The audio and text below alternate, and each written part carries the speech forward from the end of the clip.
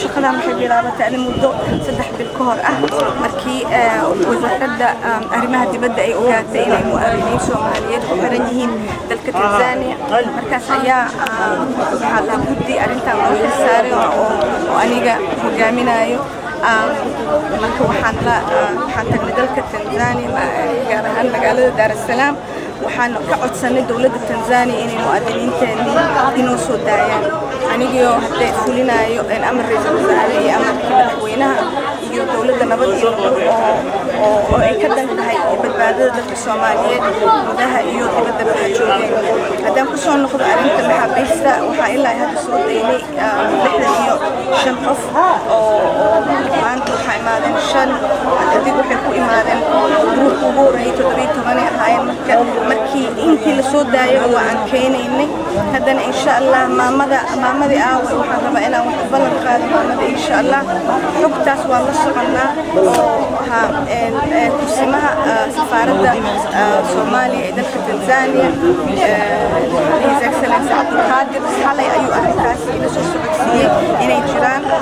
wiilal Soomaali oo ilaa ay hadda wax oo xog ah aan laga haynin taasna insha Allah waa aan maanta ayaan ka wareysanayna mar labaad waalidiintoodii magacyadoodii waxaan ognahay inay ku xiran yihiin dalka Tanzania marka ayagana lama hilmaamin waalidiintoodu halkan joogo maanta waxaan rabaa inaan ugu bishaareeyo inaan aanan ku daba jiro hadda soo qabanaya hadii Allah waa qadar ilaah maanta waxaa qorneed inay intaan soo noqdaan waa qadar ilaah dadaalka dawladda ma joojinayso wiilashiina insha Allah sida ugu dhaqsiga badan kale waxaan ka keenay dawladda waxaa meesha joogay safaarad safiir marka safiirkii ayaa ii soo sheegay arrintan waa la soconay wasaaraha sida ogtahay dad badan ayaa Soomaaliya meel kasta ku xiran maamo waxaa ku sheegay qadar ilaah maanta ilaa intaanan keenay ma sha Allah